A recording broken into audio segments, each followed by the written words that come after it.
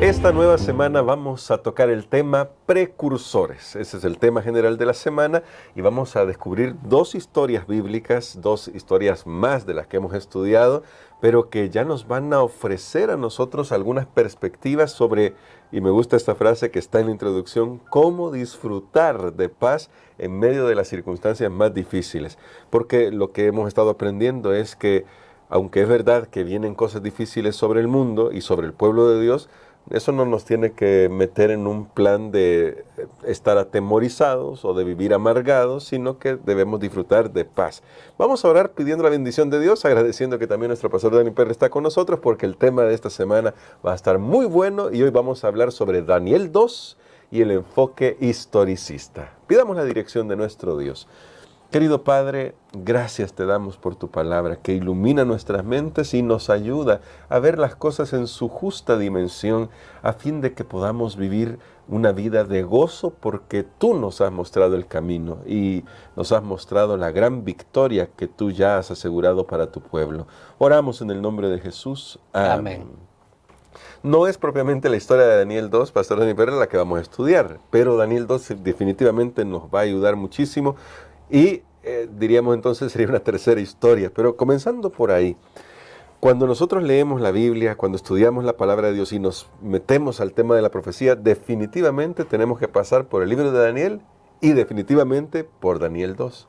Así que una primera pregunta que espero nos ayude a nosotros a sentar las bases del estudio de esta semana es, ¿qué es lo que nos enseña Daniel 2 sobre cómo deberíamos entender el devenir profético, el cronograma de Dios? Muy bien, creo que esta historia es muy importante, es una base fundacional para el entendimiento de las profecías, especialmente lo que tiene que ver en los últimos tiempos. ¿Por qué? Porque justamente en Daniel capítulo 2, Dios revela, Dios está dispuesto a compartir, incluso con un rey pagano, lo que va a suceder, cómo la historia se va a ir desarrollando. Ahora, la historia se va a desarrollar no porque Dios está manipulando a alguien, sino porque Dios conoce las reacciones de los seres humanos y conoce también hasta dónde Él permite que los seres humanos puedan hacer las cosas, porque recordemos algo, aquí esta historia en la cual un rey, Nabucodonosor, tiene un sueño, ve una estatua. Esto era común, yo estaba leyendo que era muy común en esa época, claro, hacer sus estatuillas ahí. También lo hacían los egipcios. Bueno, se han descubierto estatuas, sí. Los mismos emperadores, los mismos reyes hacían también imágenes de ellos mismos. Entonces este rey, Nabucodonosor, ve una imagen. Algo que me llama la atención en la historia es que menciona que esta estatua era a la vez algo magnífico. Podemos imaginarnos una estatua de unas dimensiones gigantes que él miraba en el sueño, pero a la vez era terrible. Lo magnífico probablemente era por los metales que cubrían a la estatua o de los cuales la estatua estaba formada, pero lo terrible tal vez era una ilustración de cómo es que se llevan a cabo los gobiernos en este mundo, donde hay traición, hay guerra, hay también, tal vez, no sé si usted se quería referir a la sensación que existe en los gobernantes, en las personas que al saber que su gobierno no va a ser permanente, viene otro gobierno o me pueden traicionar. De hecho, lo vamos a ver más bien en la siguiente lección. Sí. Era muy común en esas épocas, como lo es ahora también, que hubieran insubordinaciones, que hubieran revueltas, hubieran traiciones. Probablemente todo esto estaba pasando en la mente del rey, y ahí Dios viene y le revela lo que va a suceder en la historia de este mundo. Bueno, y considerando además que el sueño aparece recién está entronizado, y ese era un momento clave, tanto para afirmar el reino o para que se lo quitaran. Pero luego en el sueño, y le invitamos a que lea, mi querido amigo, mi querida amiga, Daniel capítulo 2, y luego desde el verso 31 en adelante.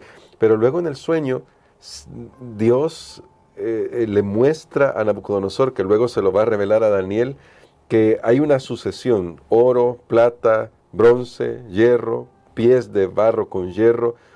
Y Daniel, porque voy hasta ahí rápido porque hay varios temas acá, le dice qué significan cada uno de ellos, comenzando con la cabeza de oro, que es Nabucodonosor. Me llama la atención algunas cosas aquí, pastor, y es cómo Dios le está diciendo a Nabucodonosor: tú eres la cabeza de oro, porque Daniel se lo dice, rey de reyes, pero solo porque Dios ha permitido que sea así. ¿Cómo nos muestra esto?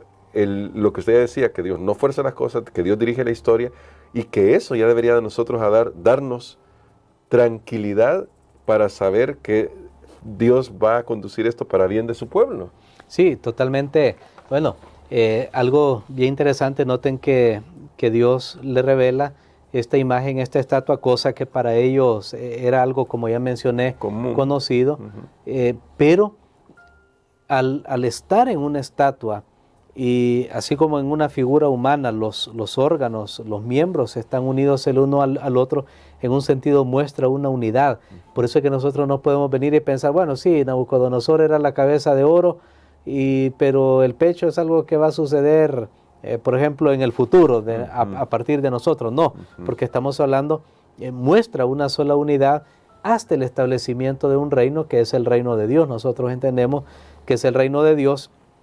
Y entonces, en este sueño que Nabucodonosor tiene, se le dice claramente que él encabeza ese listado de naciones que iban a gobernar desde su época hasta la venida de Cristo, y se le hace ver, sí, tú eres rey de reyes.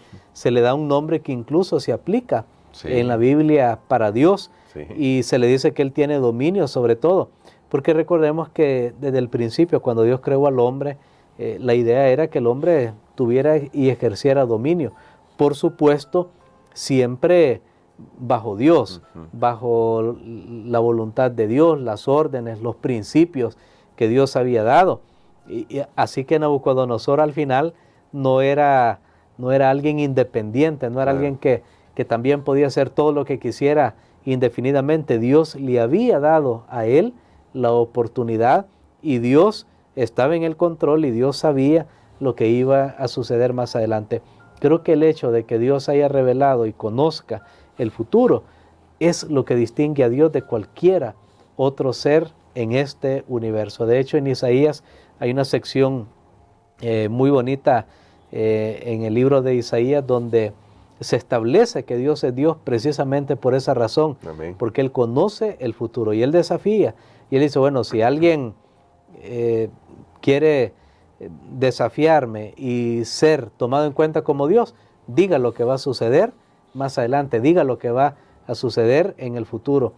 Y las predicciones que estaban allí justamente eran las que se han cumplido hasta nuestros días, que pueden ser corroboradas en la historia. No estamos hablando aquí solo porque somos cristianos, sino que la historia está a la vista de todos, y las predicciones definitivamente se han cumplido una tras otra. Nosotros podemos confiar que en el desarrollo de los reinos de este mundo, aunque Dios da libertad y permite ciertas cosas, recordemos que al final todas las cosas conducen a donde Él desea que lleguen, y que no van a suceder ni más ni menos a como Él permita, según sus propósitos divinos. Amén. Finalmente, pastor, hay una cosa que sí también me gustaría tomar en cuenta.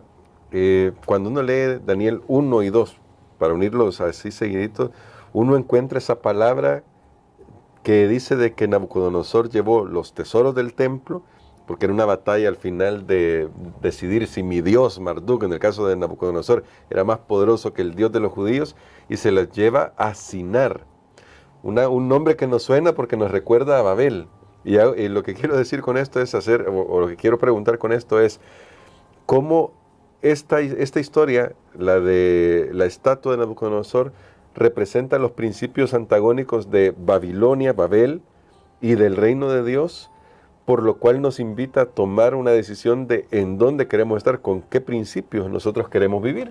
Totalmente, lo que nosotros encontramos aquí en Daniel 2 es un conflicto que hay, y siempre el conflicto entre el bien y el mal, porque cuando se hace referencia a esta estatua, nosotros encontramos algo bien interesante. La base de esta estatua hay una mezcla, hay una mezcla de hierro con barro.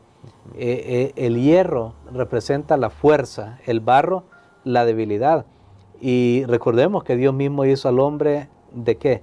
Lo hizo del polvo, del barro, de la tierra. Y quiere decir que los reinos de este mundo, por magníficos que parezcan, están fundados sobre algo que no es estable, sobre algo que es débil, por más que el ser humano quiera luchar.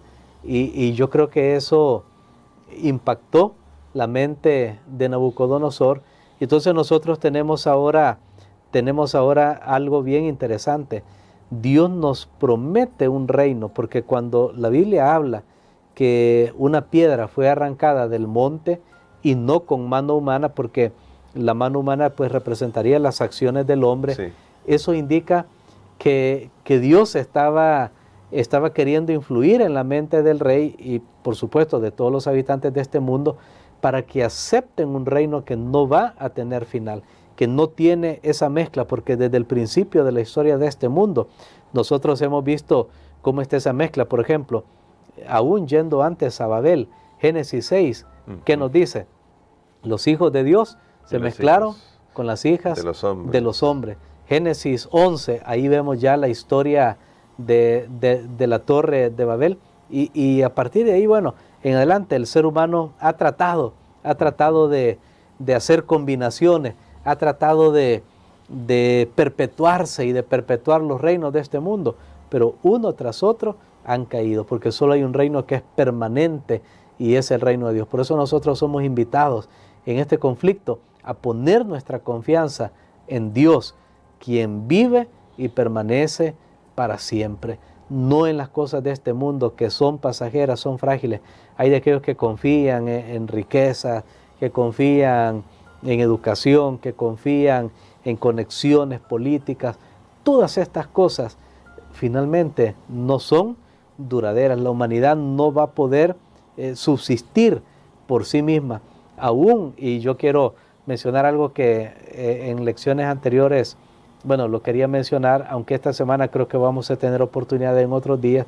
Aún Satanás mismo sabe, a él le ha costado, para llevar el mundo a una rebelión total contra Dios, le ha costado, porque tiene que unificar a las personas y lo va a lograr aparentemente, pero va a ser por un solo momento, así como pasaba con esta estatua que los reinos que surgieron de Roma, estos 10 reinos, a través de alianzas políticas y todo eso, la lección lo menciona un poquito, a través de alianzas políticas han tratado de sobrevivir, de establecerse, pero todo eso ha sido finalmente en vano.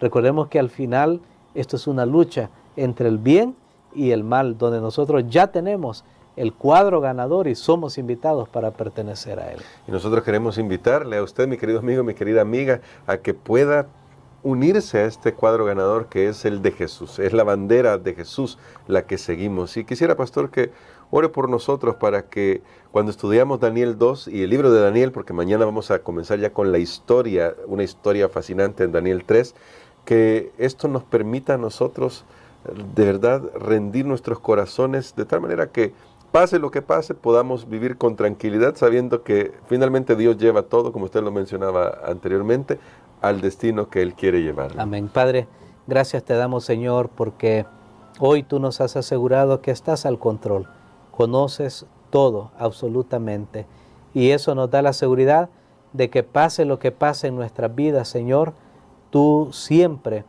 vas a cumplir tus propósitos. Ayúdanos para entregarte nuestros corazones, Señor, y estar seguros de que esto va a ser así. En el nombre de Jesús. Amén.